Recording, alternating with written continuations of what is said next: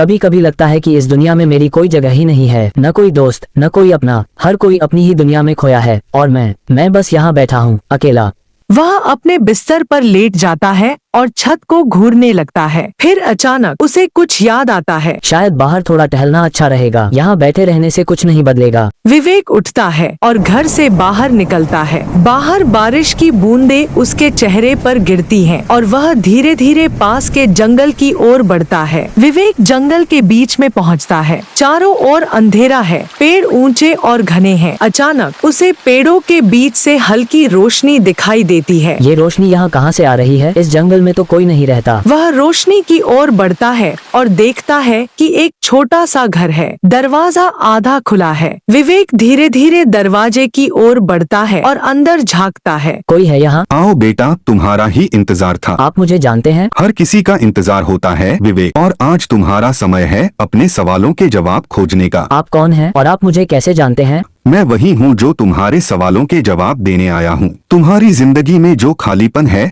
उसका कारण जानना चाहते हो ना? हाँ, मुझे हमेशा ऐसा लगता है कि मैं अकेला हूँ, कोई मुझे समझ नहीं पाता। अकेलापन एक भ्रम है बेटा, यह तुम्हारे मन की एक अवस्था है। जितना तुम इसे मानोगे उतना ही यह तुम्हारे साथ रहेगा। तो मैं क्या करूँ? कैसे इस अकेलेपन से निकलूं? तुम्हें खुद को जानने की जरूरत है। यह जंगल तुम्हें तुम्हारी सच्चाई दिखाएगा।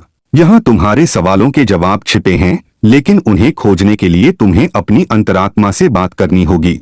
विवेक अब जंगल में अकेला चल रहा है। उसके चारों ओर सन्नाटा है। अचानक उसे अपनी पुरानी यादें आने लगती हैं। बचपन के दोस्त, परिवार और उसके जीवन के छोटे छोटे पल उसकी आंखों के सामने घूमने लगते हैं। मैंने हमेशा सोचा कि मैं अकेला हूँ, लेकिन ये सारे लोग, ये तो हमेशा मेरे साथ थे, मैंने ही उन्हें दूर किया। उसे अचानक समझ आता है कि उसकी समस्या सिर्फ उसके अकेले होने की नहीं थी, बल्कि उसकी सोचने की प्रवृत्ति की थी। वह खुद ही अपने आप को सबसे दूर कर चुका था। विवेक जंगल के एक बड़े पेड़ के नीचे बैठता है। शायद इस अकेलेपन का हल मेरे अंदर ही है। मुझे खुद को स्वीकार करना होगा और अपने आसपास के लोगों को समझना होगा। वह धीरे धीरे अपनी भावनाओं को समझने लगता है और उसके दिल में एक नया आत्मविश्वास जागता है। विवेक घर लौट आता है। वह अब बदल चुका है। उसके चेहरे पर शांति और सुकून है। वह अपने परिवार के पास जाता है, उन्हें गले लगाता है और अपने दोस्तों से मिलने का फैसला करता है। अकेलापन सिर्फ एक एहसास था, असल में मैं कभी अकेला नहीं था। कहानी का अंत इस संदेश के साथ होता है कि असली खुशी और शांति हमारे अंदर होती है और जब हम खुद को समझ लेते हैं तब हम कभी अकेला महसूस नहीं करते।